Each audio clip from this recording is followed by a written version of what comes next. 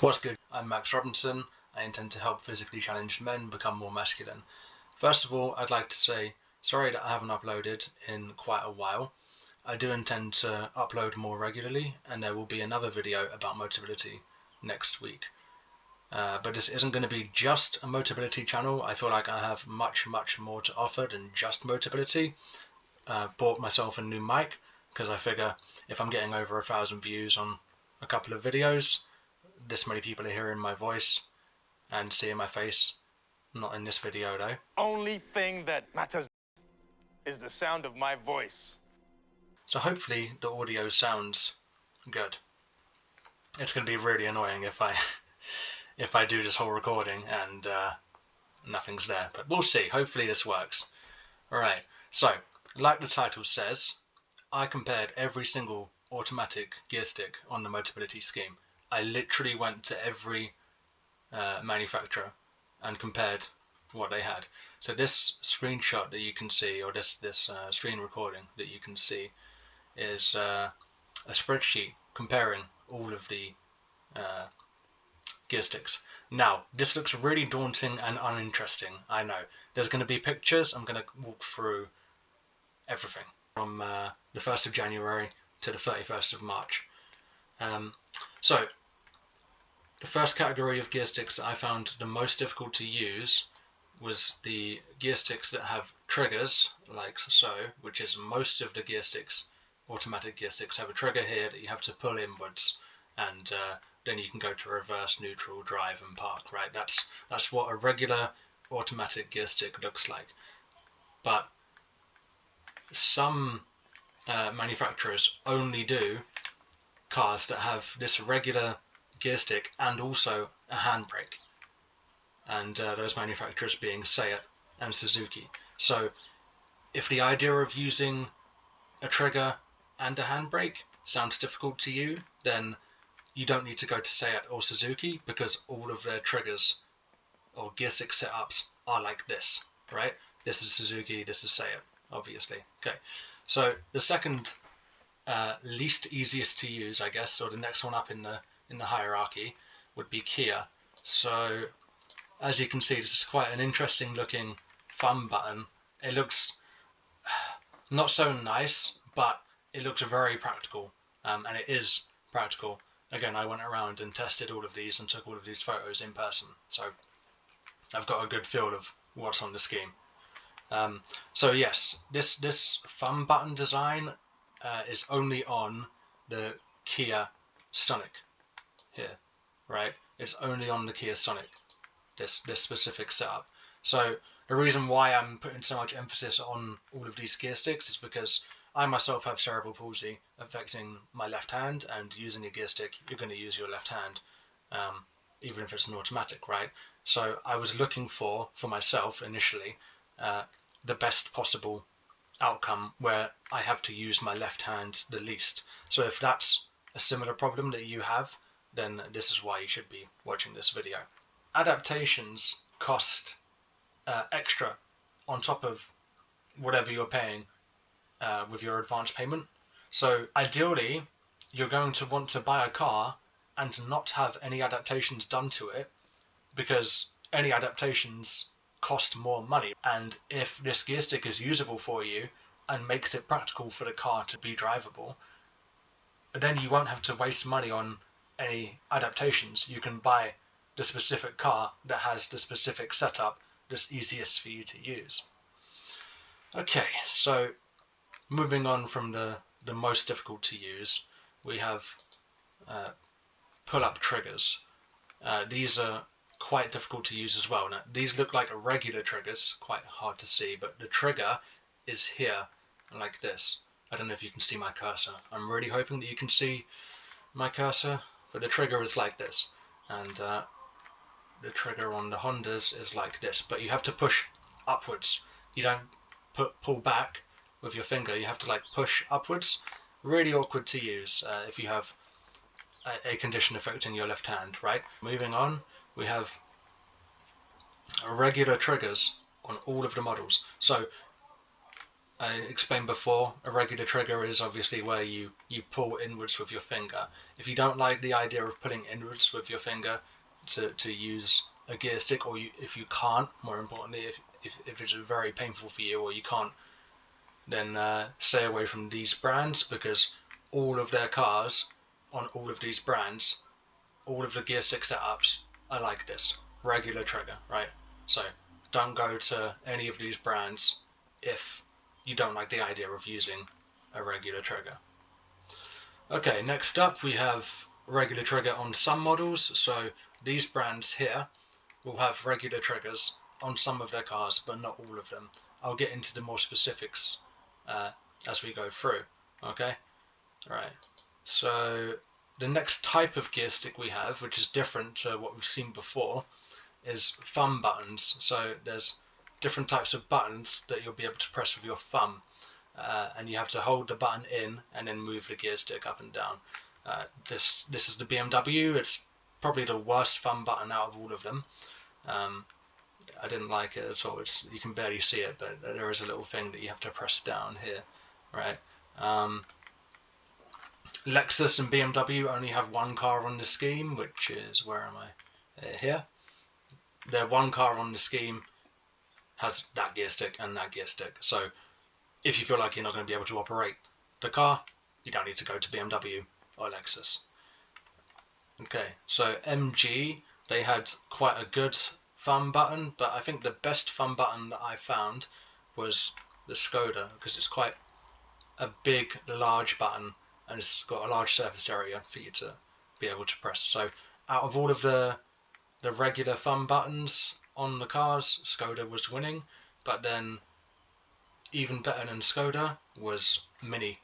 So this gear stick setup is on all of the Minis, but I'd like to point out that I was looking at the Mini Countryman because it's my size of car, I need a larger car, but the Mini Countryman, as well as these other models that I've listed in green, they have hold assist. I forgot to mention this earlier, right? And I explained what hold assist was in my previous video. So I'll put a link in the description to that.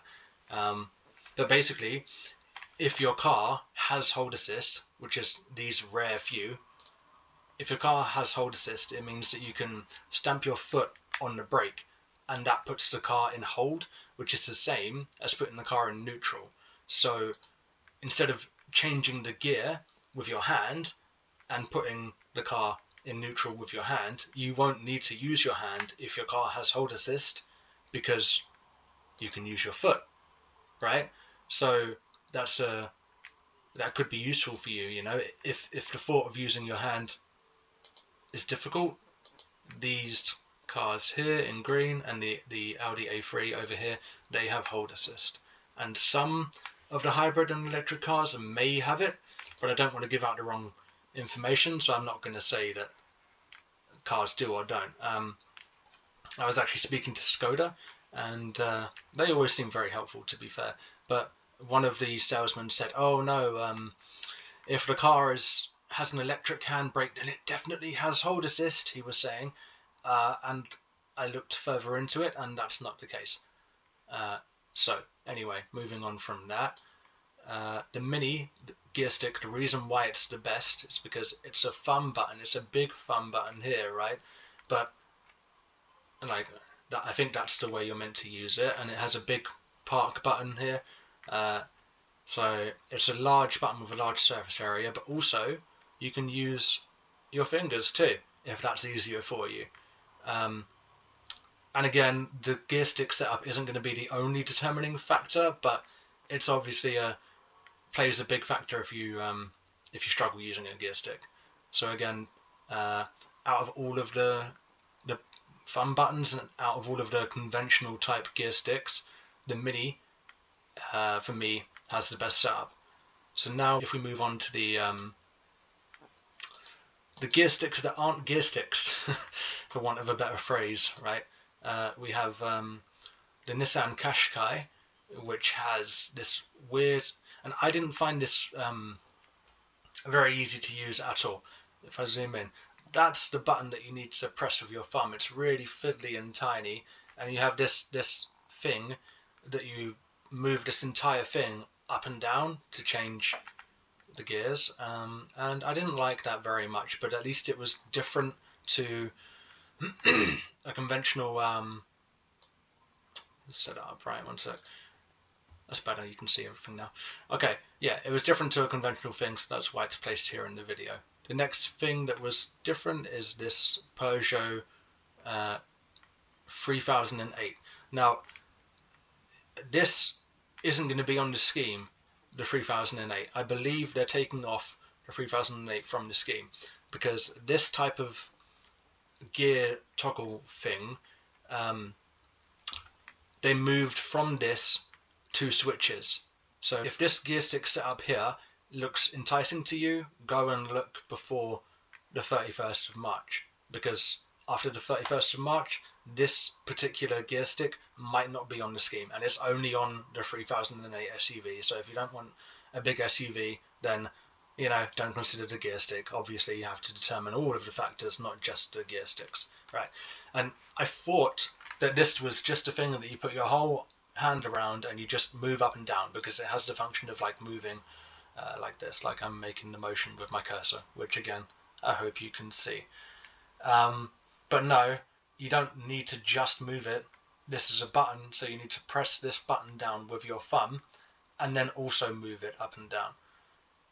Okay, so moving on from that, the next type of gear stick setup is the switches, like I spoke about. And I don't know about these, to be honest, because yes, you don't have to use your arm to, or your left hand to pull in a trigger, but using a switch isn't that much easier for me to use. But if, again, not everyone is me, so if you like the idea of using this kind of switch, then look into these brands here, because DS and Vauxhall, all of their models have these switches, and these switches are on some of the models. Obviously you can see the specific models here. So look into these cars if you like the idea of using a switch. Next up we have buttons. I was very surprised at Fiat. Yeah, like, how easy are those buttons to use? They're big, they're spaced out, and they're kind of like low down. They're kind of like here rather than in the center console, so they're not actually on the center console. They're up on the lower part of the dash, really conveniently placed. But the only Fiats on the Motability Scheme is the 500 and the 500 convertible. They're too small for me, so if you're a small person and you like the idea of using buttons, maybe the Fiat is good for you. The Honda E is also small. I believe this is where are we? Yeah, the only Honda that has buttons on the scheme is the Honda E, so it's another small car, so same rule applies as to what I just said about Fiat. This Hyundai HEV hybrid, £5,000 advance payment, so out of my budget, but this is a larger car, and this, if I had the money, this would have been a very strong contender with what I would have gone for, because look at these buttons. How conveniently placed are they, right? For changing gear. You don't have to worry about using a trigger or any business like that, right? Just press the big damn buttons. Like, yeah, I like it. And it's a big enough car for me too, so again, for you, yeah, determine if that's a good thing for you or not. And finally, we have unique gear sticks. So I couldn't actually get a picture of the Citroen C3 gearbox. I went to 3 different Citroens. None of them had a C3 for me to take an actual picture of, so this picture I've got off the internet, so it may not be, and probably isn't, fully accurate to the 2022 Citroen C3 gear setup, because I couldn't find an. This is the picture that I found, right? But it might not actually look like that. Okay. So the Ford Cougar, which is quite a large vehicle if I remember correctly, that had a dial, and I thought this was really interesting because my Mercedes has this similar dial, but that's for changing my media. So I'm personally used to using a dial, so the idea of using a dial to change gears seems somewhat practical, at least for me. Last but certainly not least, the VW ID5 style, what a name, right? That has gears like the Mercedes, the one car on the entire scheme that you can use that has the same setup as what a Mercedes would use. You know, you can entirely change all of the gears using only your right hand. This is the one. I found it, right? The VW ID5 style. The problem is it's £6,995 advance payment, so that puts it probably out of the price range of most of the people watching the video, although I don't like to presume things, but it's very pricey. I went and looked at how much it would cost to try and get an adaptation where it was the same setup like this, and I asked, is this even possible to start? I went to Ergo Mobility, and apparently, according to their website, they do Motability Adaptations for the south of England. So you'll have to look up a different company if you live somewhere else other than the south of England. But they quoted that if I wanted to change a Motability vehicle and have its normal setup made obsolete and have it changed to a setup where there's buttons behind the steering wheel on the right hand side, i.e. usable with your right hand, the cost of that, which again is on top of the cost of the advance payment, is £2,300. In theory, the cheapest way to have a car that has right-handed controls would be to get one of the cars on the scheme that has a £0 advance payment and then pay for the adaptation, which again costs £2,300. Then you have a car that you can drive using your right hand. Now, I don't know if this is just a problem that I've experienced, and I don't know that many other people have this problem. So if this video was helpful for you and you have this problem where using your right hand is easier than using your left, or the setup of gear sticks is a difficult problem that you find is a determining factor for you purchasing a vehicle, then please like the video and leave a comment as well.